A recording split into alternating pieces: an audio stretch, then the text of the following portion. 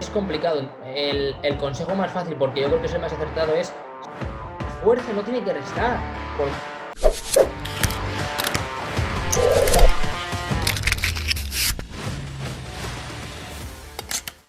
Bienvenidos a un nuevo episodio de Charlando con. Esta vez tengo el auténtico placer de charlar con Antonio Espósito. Bienvenido, Antonio.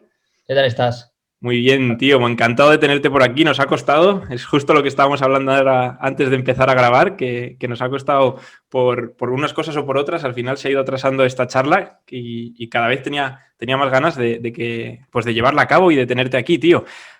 Antes de nada, para toda esa gente que se pregunte, porque esto suele pasar, al final se plantan en el podcast, ¿no? Y a mí, si me han visto más, me conocen, y si han venido de tu parte, pues supongo que te conocen a ti, pero para la gente que no te conoce, Antonio, actualmente, ¿quién es Antonio? ¿Qué ha estudiado Antonio? Y sobre todo, ¿qué es lo que hace Antonio Espósito?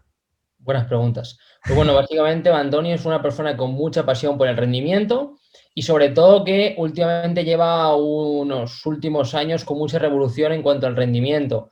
Porque bueno, yo siempre creí en que bueno, esto podrá salir si te interesa como tema para el podcast del autoaprendizaje y desde muy ya temprano en la carrera, desde prácticamente segundo de carrera, ya con equipos, porque creo que es una experiencia, pero con un enfoque muy de básicamente las 4 cosas que nos enseñan y muy cerrado y cada vez más ampliando ese enfoque con una visión más holística de nutrición, psicología, descanso, muchas de las cosas que tú cuelgas por tus redes sociales. Así que una persona que se dedica al rendimiento deportivo, actualmente con deportistas individualmente, aunque he pasado por años de cantera sobre todo, y con una visión, como te digo, cada vez más holística.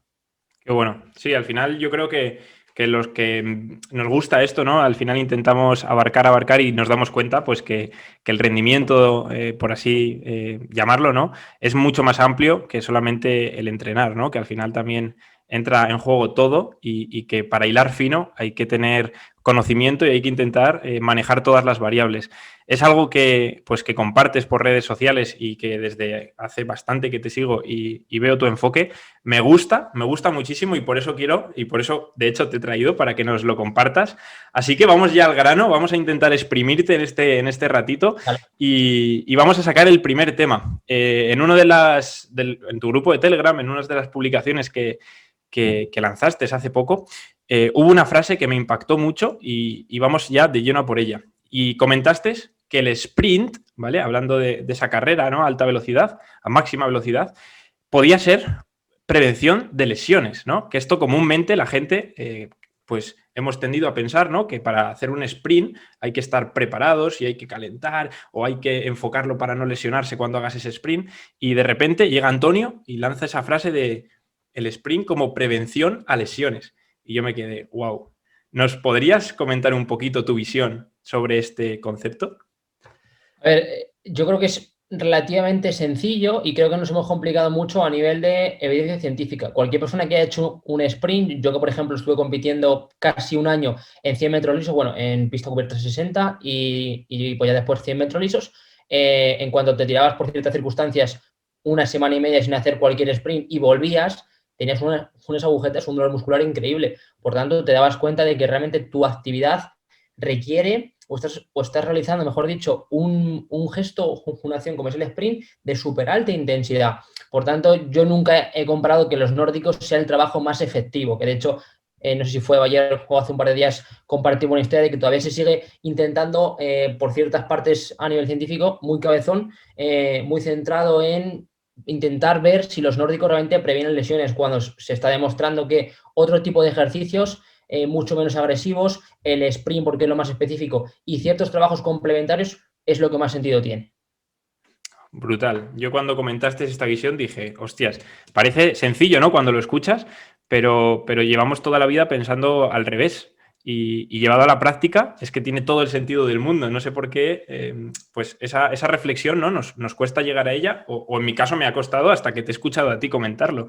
Y respecto a lo de las caídas nórdicas, ¿no? O estos ejercicios que comúnmente vemos, ¿qué beneficio crees que nos pueden repercutir, aparte de, pues, de ese trabajo muscular, ¿no? O ese trabajo más a nivel A ver, todo puramente. trabajo, al final por redes sociales, y yo soy el primero, tendemos a ser muy muy directos o sesgar demasiado nuestra opinión y decir este ejercicio no vale para nada. Muchos casos puede ser que sí, pero bueno, puede ser que otro preparador físico, que otro compañero nuestro de profesión los utilice por otro trabajo. Pero al final, en el contexto deportivo, no puedes justificar todo. Lo que también, que no sé si lo has leído, una de las últimas entradas que decía básicamente en uno de los últimos puntos que el contexto no puede justificar cualquier mierda. Entonces, me vale que me pongas un contexto donde me digas, pues mira, yo lo utilizo para esto, por esto, por esto y por este motivo. Vale, pero si yo al final tengo 30 minutos, 2-3 veces por semana para que mi futbolista realice un trabajo de prevención, entre comillas, de lesiones, el nórdico no va a estar en ese top 3, básicamente. ¿Que puede funcionar? Vale, sí, pero porque a nivel de ciencia se ha comparado no hacer nada con nórdicos. Es que, claro, si nos ponemos en ese listón, la flexión del dedo gordo tomando sol, pues a lo mejor también puede prevenir lesiones, pero eso no hacer nada, porque el sol es súper importante. Entonces, bueno, entramos un poco en analizar todo el trasfondo. El nórdico, a mí principalmente no me gusta, no porque sea más partidario de los isométricos en relación o en comparación a los excéntricos, que también, es porque realmente nunca se llega a realizar un excéntrico completo. Es modificaciones del nórdico donde pues cogemos una banda, diferentes asistencias donde nos permiten hacer todo el rango, o incluso isometrías, que sería un mix entre un trabajo supramáximo excéntrico e isométrico, donde si empiezo aquí, me muevo un poquito, me paro, me muevo un poquito, me paro, sí que tendría el sentido. Pero el típico nórdico donde se ha hecho, donde estoy aquí y en cuanto caigo un poquito ya no aguanto la tensión y caigo, realmente vas hecho fuerza en 10-15 grados y hay mucho estrés en esos isquios, incluso mucho estrés en la rodilla, porque esa es otra. Yo, por ejemplo, llevo a un futbolista que antes de empezar conmigo tuvo una rotura del ligamento cruzado anterior, que es la próxima o la nueva epidemia dentro del fútbol o dentro del mundo del deporte. No puede hacer nórdicos, yo no se los mando, pero él ya lo soy de por sí porque la sensación de apoyar las dos rótulas no le genera buenas sensaciones. Por tanto, para mí, en general, no es un gran ejercicio. Total, total. Eso que dices de las rótulas me ha pasado. Yo estuve operado y al Claro. final ese trabajo apoyando rodilla, muy, muy mal. Tío, has comentado una palabra que quiero que sea parte principal de esta charla y es la isometría, el ejercicio isométrico. Cuéntanos un poquito más para la gente pues, que todavía no está muy familiarizada con este concepto o con este tipo de entrenamiento o esta ejecución. Cuéntanos un poquito más para a ti, ¿vale? ¿Qué es la isometría y qué beneficios le sacas con tus atletas? Bueno, lo primero, el sentido realmente de la isometría es entender un poco cómo se comporta de verdad o realmente la unidad miotendinosa. Porque yo recuerdo, por ejemplo, estudiar en segundo de carrera kinesiología y teníamos que analizar diferentes movimientos, pues un chut, la salida de un sprinter, un golpeo, lo que sea. Y siempre analizábamos excéntrico, concéntrico. Prácticamente no existía esa isometría. Entonces, claro, cuando ya vas indagando un poquito, sobre todo a raíz de las últimas investigaciones o de los modelos teóricos de Frambos y, digamos, todo su grupo de colaboradores, saquen a luz de que realmente siempre hemos hablado de fases en relación al movimiento. Sí, es verdad que hay una elongación y una contracción en general, pero no podemos obviar el papel de los tendones y atribuir todo a la masa muscular. Y cuando esto parece un poco magia, yo siempre lo digo, si miras jaletes súper explosivos, no tienen una gran masa muscular. De hecho, por ejemplo, aquí en España tenemos a grandes atletas, grandes velocistas, normalmente de raza negra, donde son, como se suele decir en el ámbito más coloquial, todo tendón. Tienen un tríceps sural, tienen gemelitos, entre comillas, súper pequeñitos y tienen un tendón brutalmente largo y súper reactivo y súper rápido. ¿Por qué? Porque se ha visto que esto está demostrado, digamos, no es un modelo teórico que no está demostrado al 100%, porque claro, para demostrar esto ya entraremos en temas de cómo realmente diseccionas tú, qué parte se contrae, para hacerlo en vivo con un ser humano, digamos que aquí ya entraría incluso un componente ético, de que no es humano poder estudiar eso. Pero bueno, digamos que el modelo teórico hace referencia a que en acciones súper explosivas, ¿vale? Como puede ser, por ejemplo, un salto, en ese movimiento de tobillos, el tríceps sural, la parte muscular se contrae ligeramente, hace una acción isométrica barra cuasi isométrica y la parte tendinosa, los tendones, son las que hacen un efecto catapulta de stretch and recoil. Es como que se estiran y vuelven, ese efecto catapulta. Por tanto, realmente hay que distinguir un curl de bíceps de un movimiento, por ejemplo, de un lanzamiento de balonmano, por poner un movimiento relativamente parecido. Y hay que distinguir, por tanto, y es Y ya te lo hilo con los nórdicos, un nórdico se parece muy poco al movimiento o a la acción músculo-tendón del isquio durante un sprint. Qué bueno, qué bueno. Yo creo que acabas de abrir, ¿no?, esa caja donde ha empezado a salir toda la información y te estaba mirando y estaba intentando asimilar esta información y estaba pensando, wow, joder, la de Te puedo cosas... dar algunas imágenes para que se vea esas partes, para que pues, la gente lo entienda mejor. Claro, y yo estaba pensando y digo, vale, y la gente, por ejemplo, que no nos esté entendiendo, si podemos pasarle, ¿no?, esa información, como comúnmente se dice, en cristiano. Vamos a ir al grano. Yo soy una persona que nunca he trabajado isométricos, que conozco los beneficios, porque he escuchado a un tal Antonio que me ha dicho que esto de los isométricos son lo que realmente me favorece para sprintar mejor, por ejemplo. Vale, entonces... ¿cómo les llevo a cabo? ¿Cómo empiezo? ¿Cómo me familiarizo? ¿Qué puedo hacer? Evidentemente, habría que ver para qué objetivo o con qué fin vas a hacer esos esos isométricos, porque tú puedes hacer isométricos simplemente por una cuestión de salud, pues de coger masa muscular sin ningún fin competitivo o deportivo. En caso de que sí tenga un fin deportivo competitivo, pues ya te puedes ir a esa especificidad con los patrones de carrera, de lanzamiento, de lo que sea. Pero bueno, de forma general, lo más, porque encima de todo este modelo teórico que sí que es un poco denso y difícil de ver, sin ningún apoyo visual, es que a nivel práctico es súper fácil hacerlo.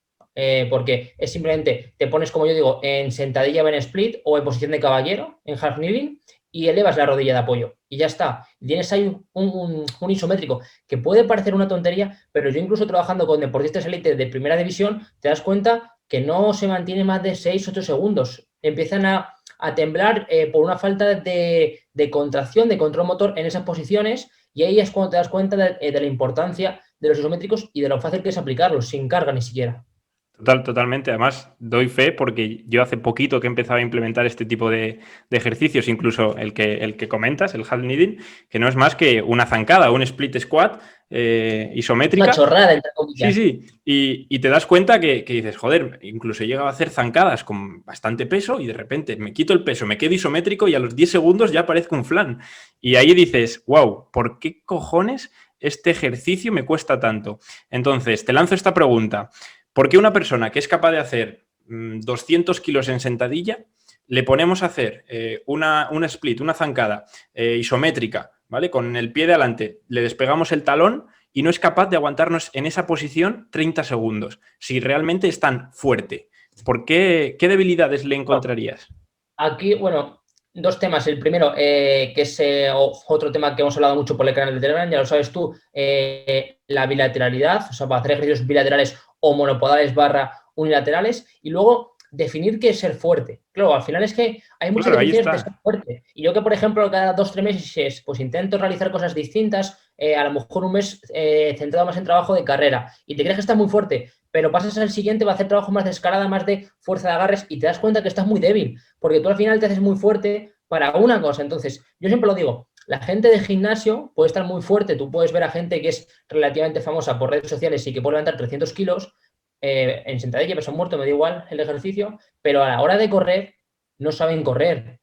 Y no es una cuestión de faltar al respeto, no, o sea, es que ese hombre, esa persona quiere ser fuerte en eso, pero y ya está. Por tanto, ahí es cuando te planteas, vale, la fuerza que está haciendo este hombre es la misma que estoy haciendo yo, pero ese hombre, su objetivo es levantar más kilos y mi objetivo es correr más rápido. Si él no lo está haciendo mal, lo estoy haciendo mal yo. Por tanto, lo primero es, ¿para qué estoy entrenando? Que eso es muy importante. Totalmente. Tengo una publicación de hace poco tiempo que es el para qué vas a hacer algo, ¿no? Entonces hay que contextualizarlo, pues como comentabas antes, no vamos a justificar que una mierda está contextualizada, pero sí que hay que contextualizar el trabajo. Y vale, eso es muy visual. Una persona que pues levanta 300 kilos en sentadilla, es muy lógico, ¿no? O parece muy lógico que no corra o no haga un sprint rápido, porque es un movimiento súper dispar, ¿no? Muy diferente. Pero una simple sentadilla en split en zancada, ¿por qué no? ¿Por qué tiene esa debilidad? ¿De dónde le nace esa debilidad y cómo la podría mejorar? Para empezar, lo más probable es que yo, por ejemplo, que también llevo a deportistas y opositores, da la casualidad de que ahora estoy trabajando con dos opositores que se están preparando para ser bombero y los dos son powerlifting. Y a lo mejor veo que tienen sesiones que tienen su entrenamiento con su entrenador de power y a lo mejor tienen pesos de 250 kilos en sentadilla, que para mí son impensables, y después le digo, vale, el trabajo complementario de fuerza te lo mando yo, el de tren inferior. Búlgara, vamos a ir a un carácter del esfuerzo, barra RIR de 5, entre paréntesis 5. Hago 5 repes y te dejas 5 en recámara. Vale, con 2 mancuernas de 15. Me está vacilando. O sea, me está vacilando. No puede ser. Yo, por ejemplo, lo normal es que, sí, verdad que soy un poco drástico, pero sentadilla bilateral casi nunca muevo porque pues, ya más de 130, 140 kilos es que no lo saco porque ya me voy para abajo, me venzo y ya pues tengo malas sensaciones. Pero sí que te puedo realizar prácticamente 100 kilos con búlgara, que cualquier persona que haya hecho búlgara sabe que es muchísimo, pero porque es una fuerza súper específica. Entonces, eso es lo primero. Destacar que es un movimiento bilateral versus unilateral como es la zancada. Y luego entran en juego muchas más estructuras, mucho más control motor, que eso es también lo que nos diferencia. Y el tema del pie, de lo importante que es esa estabilidad barra control motor y ese stiffness de tobillo o complejo pie-tobillo. Sí, sí, totalmente de acuerdo, tío. Y has tocado otro tema que también quiero comentar contigo y es sobre la importancia, ¿no?, de salir de ese trabajo que comúnmente le llamamos básico o que en un gimnasio, si tú preguntas a alguien cuáles son los básicos, pues te van a decir siempre movimientos del estilo sentadilla, del estilo peso muerto, press de banca, y nos damos cuenta que en todos ellos son ejercicios bilaterales. Nadie te dice que una pistol squat es un básico, un ejercicio unilateral, nadie lo ve como un básico comúnmente, ¿vale? Pero nosotros, desde nuestra visión, de hecho, le damos incluso hasta más importancia, contextualizándolo en el objetivo de nuestros atletas, pero nos damos cuenta que el trabajo unilateral tiene un beneficio enorme y esta es la pregunta que te quiero lanzar y es, ¿qué le dirías a esa persona que no ha hecho nunca un trabajo unilateral y que su objetivo simplemente es mejorar, ¿vale?, en un ámbito o en un espectro muy amplio y nunca ha hecho un trabajo unilateral? Coméntanos un poco los beneficios que podemos encontrar o los beneficios que tú le has encontrado y por eso lo trabajas con tus atletas. Para mí al final es una cuestión de balanza, es decir, es lo que digo, yo al final incluso sé que por el canal de trans peco un poco de extremista, pero es mi opinión, eso es lo primero. Y lo segundo, es una cuestión de que hay tantas herramientas, hay tantas formas de trabajar, tantas opiniones, que al final tú tienes que quedar con 4. O sea, yo no estoy diciendo que tu mierda, o sea, que tu trabajo no valga. Estoy diciendo que creo que si tengo solo 2 oportunidades de trabajar la fuerza, no la voy a trabajar de la forma que tú me dices, porque creo que la mía es más interesante. Si al final, porque si entramos en el debate, no, pero mis deportistas han mejorado, bueno, es lo que yo te decía con los nórdicos, depende de con qué lo compares. Tú al final, porque los nórdicos incluso se estudian con trabajo, o sea, con equipos profesionales, que no han hecho un trabajo previo, cosa que no tiene ningún sentido, pero que en España pues suele pasar incluso bastante. Entonces, al final, ¿con qué lo estás comparando? Yo creo que tiene mucho más sentido en una cuestión de ganancias, beneficios, porque cualquier persona que haya trabajado en alto rendimiento deportivo, ¿cuántos kilos tienes que mover para que una persona, para que un deportista de alto nivel, chico, de unos 80, 85 kilos, gane fuerza? 100 kilos mínimo. Yo creo que no es un número estratosférico. Quítale 40 kilos, 60. En búlgara puedes obtener infinitas adaptaciones, muchísimo más, con muchísima carga compresiva. Es, Total. el mundo de los unilaterales creo que te abre un mundo increíble porque son menos fuerzas compresivas, con muchísimo menos peso, ganas más fuerza y además entra todo el tema de la estabilidad, de más trabajo de core, más trabajo de control motor, tiene muchos más beneficios para mí. Sí, además que incluso te da pie a poder conocer desigualdades dentro de tu propio entrenado y poder corregirlas, o incluso también te da pie a trabajar debilidades que antes no habías visto. A mí, por ejemplo, me ha pasado que yo hacía sentadillas y no me veía debilidades, me he puesto a hacer ejercicios unilaterales y veo que tengo que mejorar mi pronosupinación del pie porque es necesaria trabajar mi estabilidad del pie, por ejemplo, y eso antes no lo había visto. Entonces, yo creo que también los ejercicios isométricos nos dan mucha información, ¿no crees? Totalmente. Para mí, al final, si yo tuviese que basar la preparación física en 3 4 cosas, sería ejercicios unilaterales, ejercicios isométricos y pliometría. De hecho, 2 de los 3 a nivel de capacidad más importantes para mí es hacer el triple hop, ¿vale? Por ver asimetrías y por ver la mecánica, incluso por ver, como yo digo, la cara del tío. Yo puedo hacerte un triple hop más o menos con mucha confianza, tanto con derecha como con izquierda. A pesar de que mi izquierda, por diferentes problemas en mi tobillo y bueno, por diferentes cosas, no estoy igual, pero tengo confianza. Pero tengo deportistas que, vale, 3 saltos consecutivos con la derecha, vale, sin problema. Vale, y ahora con la izquierda. Y ves que te mira de repente, que parece que le has dicho, hostias, ahí hay algo.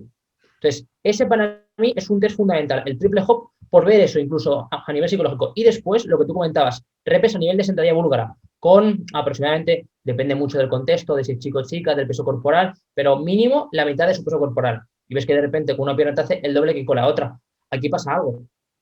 Total. Y que en ese mismo ejercicio puedes ver también cómo activa o la estabilidad que tiene. O Es que que, empieza a hacer así de repente. Sí, sí, total, es sí, sí, brutal sí. las diferencias. Te sacas una información de locos y si encima también mezclas ese trabajo unilateral con el ejercicio isométrico y lo juntas, puedes empezar a ver un montón de descompensaciones o un montón de información que con un ejercicio bilateral y pues que no podrías ver. Total. Vale, tío, perfecto. La gente que nos ha escuchado y le has convencido. Perfecto, voy a ir mañana a entrenar y voy a hacer unilaterales, voy a hacer la búlgara esta que he oído que dicen que es buena. Entonces, ¿cómo empieza una persona a trabajar con unilaterales? ¿O qué consejo le puedes dar? Es complicado. El consejo más fácil, porque yo creo que es el más acertado, es si no eres profesional del deporte, contrata a alguien que lo sea, porque al final es tan peligroso hacer sentadillas bilaterales con muchísimo peso en tu espalda que se hace sin ningún tipo de consultar, ni de tabla, ni de ejercicio, ni de nada, como ponerte a hacer todo esto que estamos hablando sin tener ni idea. Porque es verdad que los isométricos a priori te pueden dar menos daño muscular, pero también te puedes meter una si te pones a hacer isométricos máximos, le puedes dar una hostia al sistema nervioso porque te has puesto a hacer 2 horas de isométricos máximos y te duele hasta la cabeza. Entonces, lo primero, si no sabes, ponte en manos de un entrenador cualificado y que sepa y que tenga pues, años de experiencia y que tenga que su filosofía de trabajo sea un poco la que estamos hablando. El hecho de tu objetivo, tu coherencia, no de no pain, no gain, que no sea muy old school. Creo que más o menos se entiende un poco la filosofía. Y lo segundo, pues lo que estamos comentando, mantener posiciones, pero cualquier posición, cualquier puente de isquio, lo que se suele llamar hip thrust, a una pierna, que de repente yo mismo he llegado a levantar más de 200 kilos con 2 piernas, pero es que te pones a una y el ego se te baja enseguida.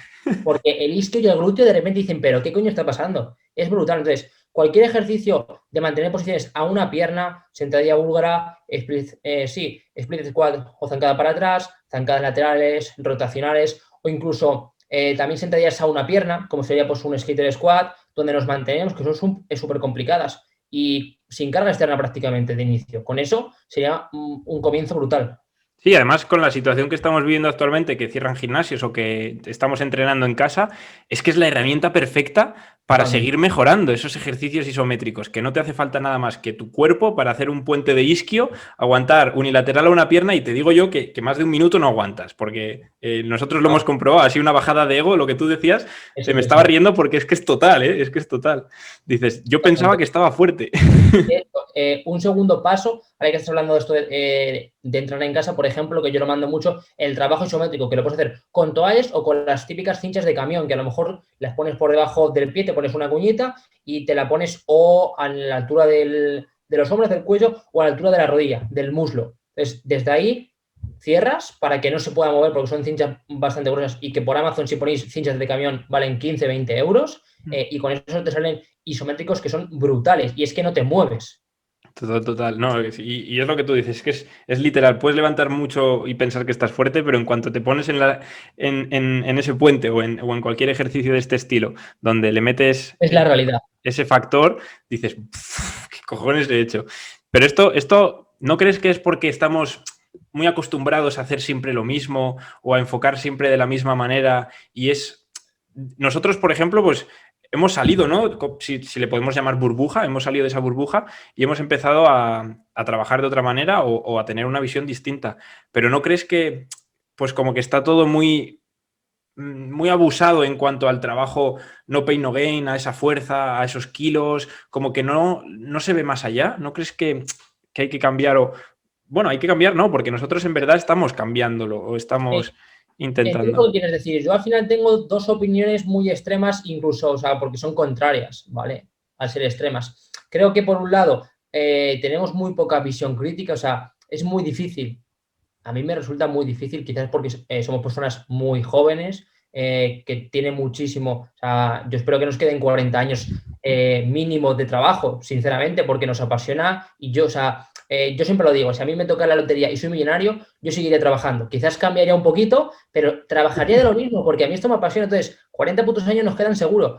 Entonces, hay que ver cómo trabajamos nosotros de aquí a 40 años. Entonces, me cuesta creer que no cambiaríamos, por tanto, creo que falta visión crítica, pero a lo mejor es una cuestión de cambio generacional. Es decir, creo que tampoco podemos ir muy, creo que tampoco podemos lanzar o acribillar a las personas que trabajan diferentes, porque a lo mejor nos pasa cuando tengamos 50 años. Entonces, Total. es lo que te digo, tengo opiniones contrarias de decir, joder, hay gente que lleva trabajando igual 40 años, pero es que yo llevo 2 3 y lo estoy cambiando ya continuamente porque estoy formándome, pero a lo mejor cuando ya tenga 40 años y ya el ritmo de formación, porque eso al final baja, a lo mejor ya no cambio tanto y llega un chaval de 25 y dice, pues Antonio lleva entrenando igual 15 años.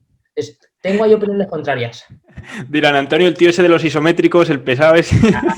¿Qué mierda es esa? Si ahora hay una nueva tecnología, porque claro, además Claro, entramos en el tema de la tecnología. total. Ahora es verdad que hay avances, pero yo creo que de aquí a 40 o 50 años es probable que se entrene muy diferente por las tecnologías que van a ver y a lo mejor no nos gustan. Entonces, hay que tampoco, y esto es algo que yo hablo mucho pues, con un grupo que tenemos de formación aquí dentro de Madrid, que creo que hay que intentar ser lo más educados posibles con todos, tanto con nuestra generación como con las generaciones de arriba, porque encima nos han enseñado el Total. camino, son la base. Sí, totalmente. Hay que respetar y para poder ser respetados. Y cada uno tiene su visión y eso es lo bonito también de esto, que al final cada uno tenemos un enfoque y ninguno es mejor que otro. Sí que es verdad que alguno pues se fomenta o se actualiza, como bien dices, y hay otros que no, pero cada uno tiene su enfoque y estoy seguro de que todos tienen cabida dentro de un contexto. Entonces, pero sí que es verdad como que veo que hay un, pues es como todo, al final avanza tanta la actualidad, no avanza todo tan rápido que, que hay pequeñas agrupaciones o pequeños grupos como que se van quedando atrás, pero bueno, es lo que tú dices, igual nos pasa a nosotros, entonces... Claro, o sea, por eso digo, yo creo que hay gente que se ha quedado súper obsoleta y evidentemente tú puedes decirlo, pero también está en la forma en la que des el mensaje. Yo le puedo decir a una persona, oye, pues mira, tío, hazte esta formación que creo que te va a aportar mucho. O le puedes decir, mira, tu trabajo es súper obsoleto y es una puta mierda. Entonces, sí, le estás diciendo lo mismo, pero sin educación o con educación. Y es lo que tú dices, y lo que estoy comentando es que a lo mejor de aquí a 10 años llega un chaval y te planta lo mismo. Entonces, tú quieres que ese chaval sea educado contigo, que te ayude, total, pero que no te ofenda. Porque al final estamos. Esto yo lo he escuchado en muchos podcasts. Tú fíjate en los médicos, que es un sector en el que nunca se echa mierda normalmente. Siempre lo consultan, siempre, digamos, tienen un estatus súper alto porque nunca se echa mierda. Nosotros somos muy contrarios. Tenemos más a echar mierda cuando al final crees que le estás echando mierda a tu compañero, pero en general le estás echando mierda a tu sector. total. Totalmente, tío, qué razón, qué razón. Me gusta cómo ha dado un giro esto, pero, pero vamos a volver porque yo te he traído aquí para exprimirte y no me voy a ir de aquí Dale, dale. sin hacerlo. Así que, siguiente cuestión, tío. Te escuché una vez algo que había escuchado de refilón por ahí y que nunca me había parado a pensarlo y es un concepto, ¿vale? Entonces, me gustaría pues que nos explicases un poquito en qué consiste y cómo sacarle el A ver, máximo partido posible a la fuerza útil. ¿Qué es esto de la fuerza útil, tío?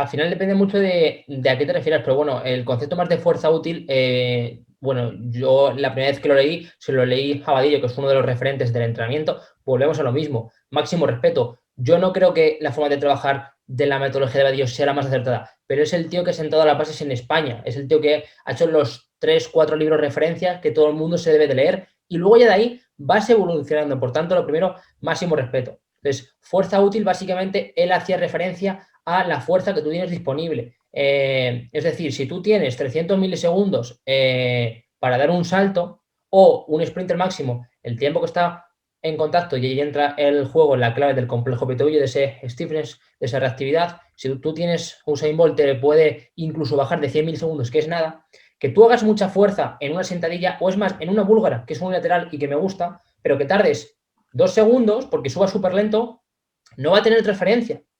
No va a tener ningún tipo de transferencia. Por eso lo que te comentaba al principio, la mezcla de isométricos para la fuerza y los grados y vectores específicos de fuerza de trabajo unilateral y de pliometría es la clave, porque digamos que vas transfiriendo todo eso. Si tú has hecho mucha fuerza, pero después a la hora de hacer pliometría, que era lo que te decía del triple hop, no eres capaz de producir esa fuerza, con todos mis respetos y bajo mi opinión, no te ha servido de una mierda. A nivel de correr, a nivel de acciones explosivas, es verdad que puedes ganar fuerza, por ejemplo, persona de rugby o pivo de baloncesto porque vas al choque, pero en movimientos explosivos, en esa fuerza útil, si tú tienes 200 milisegundos o muy poco tiempo en general para aplicar fuerza, da igual decir, no, pero yo es que te hago 300.000 newton en 2 segundos, vale, pero es que cuando tú has hecho 2 segundos, yo ya estoy en la otra pista. Total. Sí, fue un concepto que, pues, joder, que es un poco avanzado, ¿no? Porque al final, pues, es lo típico pues, que vas aprendiendo y yo lo escuchaba y lo oía y tal, pero de repente fue un momento en el que, pues, mi visión del entrenamiento cambió y me di cuenta que la fuerza como tal no vale de nada si no es útil. Y este concepto era simplemente eso, la fuerza útil. Y fue algo, pues, que desde el día, hace ya unos años que lo escuché y tal, dije, wow. Y cuando te lo oí a ti, dije, esto lo quiero comentar contigo para que me des tu visión y que la gente pueda también entender que la fuerza, si no es útil, es inútil, totalmente, no hay mejor... La verdad es que te ha quedado muy de frase de marketing, muy para entrada de cualquier artículo o del podcast, pero es que es verdad. Y por eso creo que nos falta reflexión, y yo me incluyo el primero. Yo hay algo que llevo ya bastante tiempo pensando, que es que tenemos que trabajar bastante, pero no nos tenemos que trabajar, nuestra jornada laboral no tiene que ser de 15 horas trabajando, porque yo cuando más progreso es cuando trabajo lo justo y necesario y el resto de horas son de reflexión, y ahí es cuando das pasos de gigante. Yo me encuentro con personas que trabajan muchísimo y por eso quizás lo hilamos con lo de antes, no avanzan, siguen con el old school, porque si tú trabajas 15 horas, yo que en ciertos momentos del año, por ciertas circunstancias, pues hago a lo mejor muchos entrenamientos, 12 entrenamientos, quien haga 1 o 2 entrenamientos sabe lo que son 12 entrenamientos todos los días durante semanas, eso te desgasta. Tú después de eso no quieres hacer nada. Lo ideal, esto evidentemente es mi opinión y es un poco gestionado, pero lo ideal es trabajar lo justo y necesario con un par de deportistas para el resto reflexionar cómo he trabajado, si creo que he hecho lo correcto, qué cosas a mejorar, qué cosas incluso he puesto y a mi deportista no le han gustado, qué estudios sacan nuevos, qué formaciones hay nuevas, porque ahí es cuando entrenas con calidad. El problema es que para llegar a esta situación tienes que trabajar mucho, o sea, yo que tengo semanas donde me puedo permitir esto porque a lo mejor hago dos entrenamientos con 2 deportistas y el resto es de formación. He tenido años atrás donde solo ha sido trabajar, trabajar y trabajar. Sí, aquí viene también cuando, por lo que comentábamos antes, de personas que igual no están actualizadas o que no avanzan, igual es por esto también, porque no todo es el hecho de poner en práctica, sino también tienes que reflexionar, aprender para luego poner en práctica, mejorar y necesitas ese tiempo. Tenemos que poner el freno de mano en algún momento, porque yo, por ejemplo, que he estado en varias canteras de fútbol, te das cuenta de que los prepas, por ejemplo, van a non-stop. Semana de entrenamiento, suelen tener 2 trabajos porque es un sector muy mal pagado, por desgracia, por fines de semana de competición, y entras en bucle y llevas 11 meses compitiendo y te dan un mes de vacaciones y en ese mes no quieres saber nada de nada.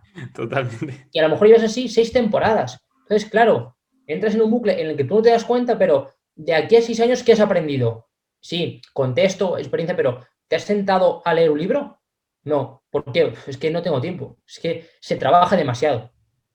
Totalmente de acuerdo, tío. También hay que tener tiempo para el refresco y... Es muy complicado porque claro, cuando tú dices esto, lo primero es, claro, cabrón, depende, porque si yo necesito comer y como con 10 horas, claro, es lo que digo, es un proceso.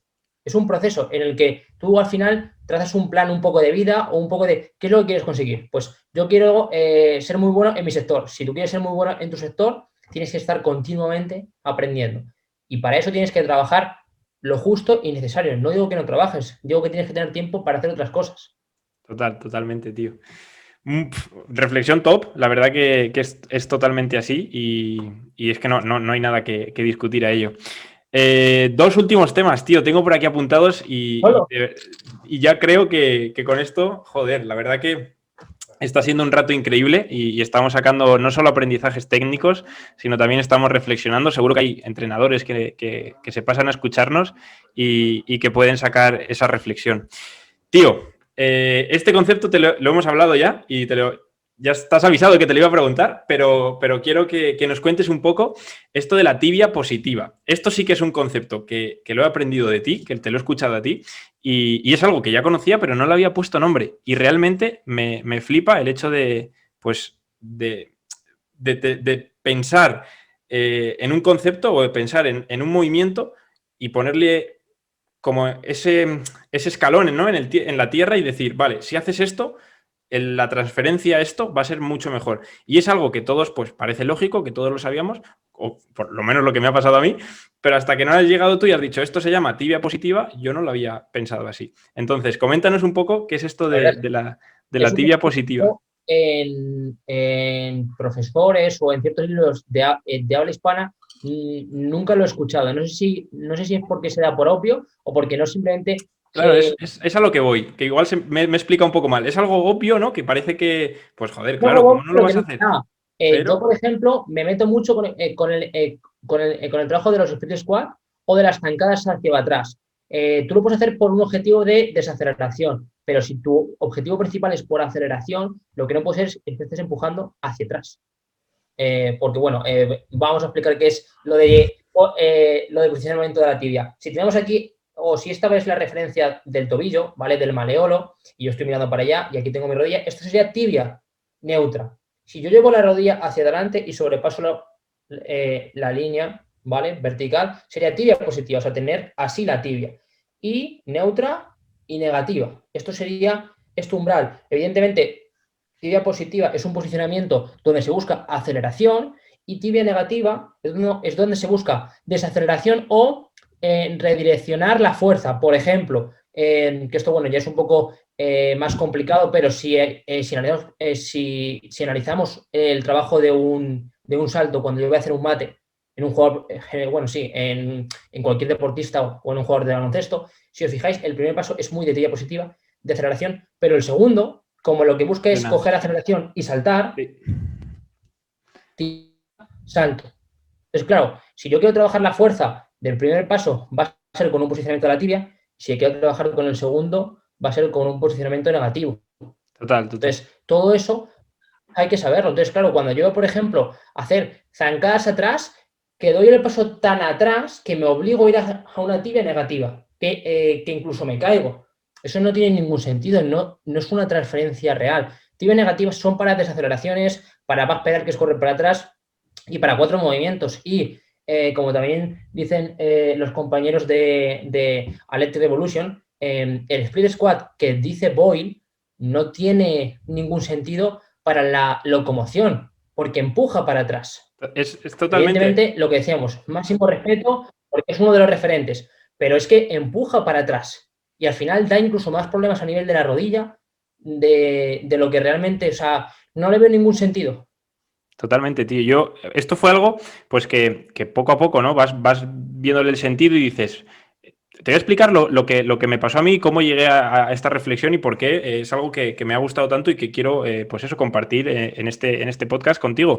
Y es simplemente que yo, cuando estaba de monitor en un gimnasio, que es pues cuando empiezas, le dices a la gente, zancada isométrica, la rodilla 90 grados con el tobillo, y ahí subes, bajas. Aquí tibia neutra, 100%. Y de repente luego te das cuenta y dices, si en vez de eso le hubiese ido hacia adelante, esa gente a la hora de andar o a la hora de correr hubiese tenido pues más transferencia del ejercicio, hubiese sido mejor ese ejercicio.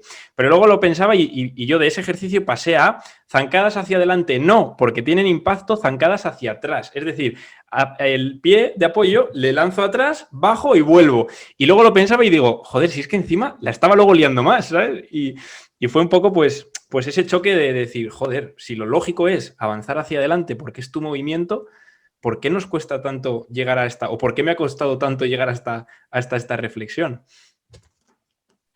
Y es justo por la reflexión de antes. Creo que nos paramos a pensar. Yo, por ejemplo, las principales formaciones, como por ejemplo, o sea, para mí una de las mejores formaciones y que todo el mundo debería de realizar es Exos. Pero a mí cosas de Exos que no me gustan. Entonces, cambia mucho la película entre hacer Exos con una visión muy crítica y verte todos los vídeos 4 veces y reflexionar y probarlos a decir, vale, este es el mejor sistema del mundo, lo replico. No, no, porque para empezar yo estoy de acuerdo con ciertas cosas y esa gente lleva, con todo, o sea, con todos mis respetos, a puto negro de la NFL. ¿A quién entrenas tú? O sea, hay un mundo. Aunque entrenes al mejor no tiene deportista de España, comparación.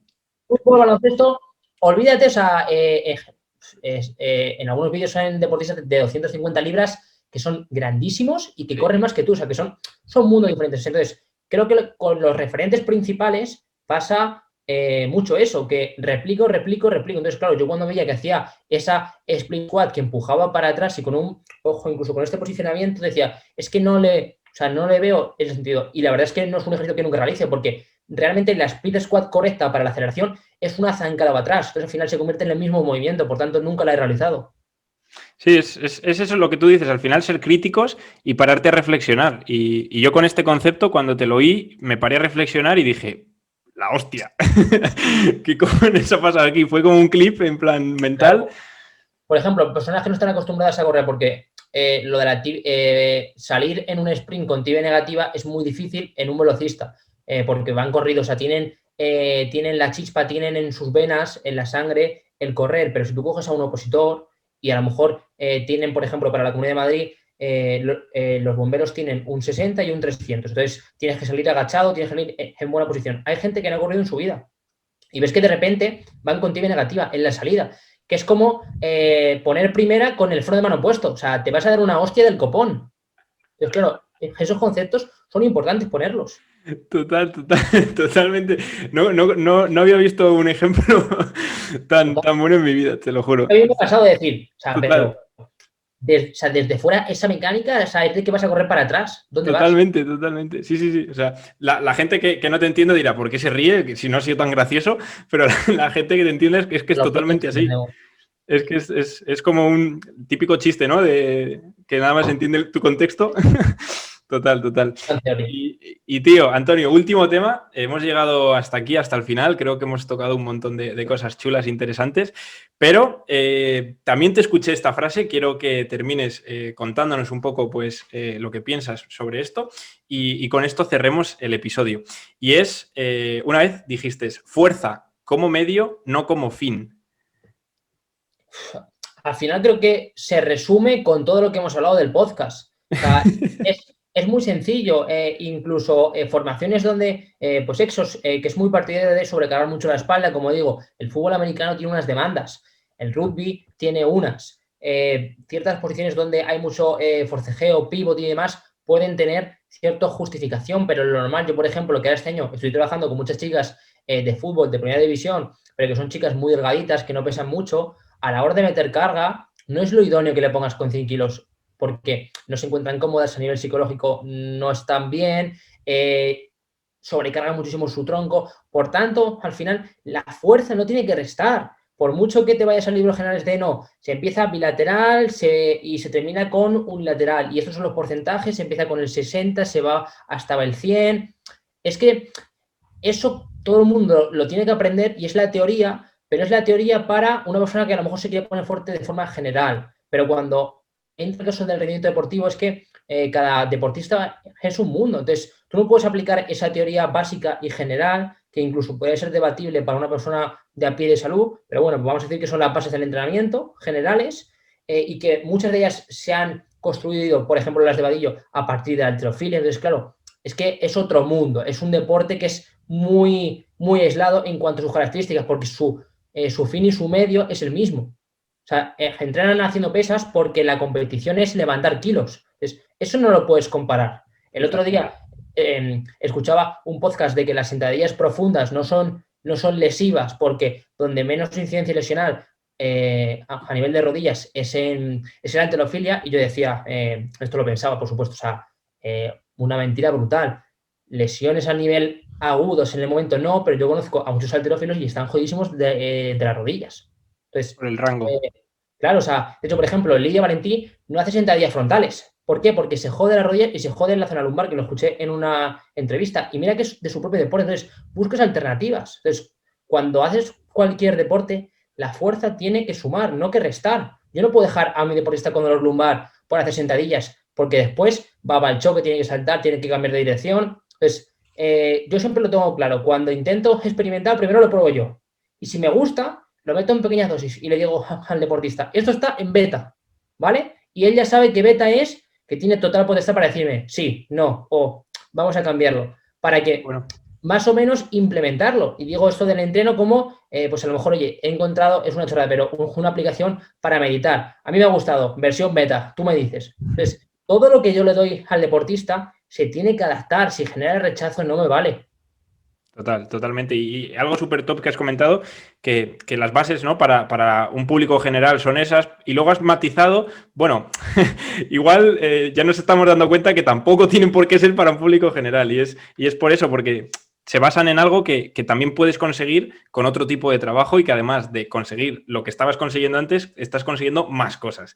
Entonces, es ese pensamiento crítico, ¿no? Y esa fuerza como medio más que como fin, porque además como medio también la vas a llegar a conseguir como fin. Es decir, también la estás mejorando a largo plazo, o la estás mejorando de la manera que de la otra forma también lo harías. Entramos en lo de fuerza útil. ¿Cuántos kilos tienes que mover tú en peso muerto para mejorar tu sprint? Sin entrar en el debate de si el peso muerto o el hip thrust por vectores específicos mejora. Sin entrar en eso, por favor, porque si no, nos morimos y nos vamos hasta mañana. Pero ¿cuántos kilos tienes que mover? ¿200? Ni de coña. O sea, si a lo mejor tú haces 200, pero después eres una tortuga corriendo. Son conceptos súper distintos. Son contrarios, porque uno es fuerza en general, fuerza absoluta, y otro va en relación a un contexto y a un montón de variables. Totalmente de acuerdo, tío. Creo que ha quedado muy bien. Ha quedado un poco abierto, así que si alguien tiene algo que comentar al respecto, nos lo puede comentar sin ninguna duda. Voy a hacer mesa redonda. Totalmente. Y tío, coméntanos si quieres dónde te pueden contactar, dónde pueden ponerse en contacto contigo. Si ha quedado cualquier duda, estoy seguro que les vas a echar un cable. Pues mis dos fuentes principales de contacto, la página web coachantonioexposito.com y luego pues el Instagram coach_Antonio Expósito. Y bueno, la verdad es que tengo muchos mensajes y muchas veces tardo incluso a lo mejor un mes en contestar, pero yo prometo que contesto a todo el mundo. Qué bueno, qué bueno. Y ¿sabes lo que pasa? Que a veces hasta contestas sin querer con otra publicación. Que eso, a mí a veces me ha quedado alguna duda de cosas que comentas, y me ha surgido esa duda de ¿esto por qué lo haces? Y de repente en otra publicación sigues con ese hilo y das respuesta. Entonces, animo a toda la gente que le ha surgido esa curiosidad a echarle un ojo al grupo de Telegram también, que es súper top y estás pasando mucha información la últimamente. Verdad es que empezó como un proyecto muy pequeño, pero bueno, la verdad es que llevamos por, creo que recordar, 1.200, 1.300 personas, y la verdad es que muy contento, porque el objetivo del canal es reunir ahí a fricazos del entrenamiento, porque al final con Instagram pues se te incluye mucha gente, lo que incluso te conoce pues en tu ámbito privado, social. Entonces el canal es, oye, mira, estas son mis reflexiones, mis porqués, evidentemente todo va argumentado, son unas chapas, ya aviso, de cojones, porque de repente cuelgo y digo, hostia, es un audio de 10 minutos, pero yo creo que, o sea, para frikis de entrenamiento creo que es interesante. Sí, lo bueno de Telegram que tiene el por dos, que al final, bueno, pues lo puedes escuchar un poquito. Depende, porque yo creo que hay frases que si me acelero es complicado, pero bueno, si tienes la habilidad de Marcos, pues dale. Yo te escucho siempre a por dos, hay veces que hasta que lo he tenido que echar para atrás, pero no, muy, muy recomendable. Muchas gracias, Antonio, por estar aquí. Muchas gracias por tu ratito y un auténtico placer, tío. Espero que nos volvamos a ver y ojalá podamos volver a repetir en Buena otra reflexión, ocasión. en serio. Al final, no hago todos los podcasts que me gustaría porque el tiempo es muy limitado, pero pues de vez en cuando sí que me gusta, porque incluso decir reflexiones en voz alta, a mí me gusta mucho hablar con uno mismo, generas más debate y eso pues al final es interesante. Es lo que decías antes, te haces incluso hasta replantearte cosas a ti o buscar ese porqué. Yo, es un poco loco, lo sé, pero yo conduciendo voy hablando conmigo mismo de ciertos argumentos y digo, pero no, o sea, esto no es así. Y tú, o sea, y tú a ti mismo te replanteas, pero es lo que comentábamos. Es una cuestión de reflexionar sobre todo, porque si no, llega una persona y dice, no, esto no es así. Y tú dices, hostia, es verdad. Y esa persona te pone la cara colorada porque tú no lo has pensado nunca. Totalmente. A mí conduciendo no, pero nadando, cuando estoy nadando, voy pensando. Yo he de decir que es que no nado. O sea, ya nadé casi 10 años y desde ahí, o sea, Pues me corro. es el mejor pensadero del mundo, tío. Te comes la cabeza, una locura. Totalmente. Pues nada, tío, muchísimas gracias de verdad y nos vemos pronto, tío. Perfecto, tío. Un abrazo. Chao. Cuídate.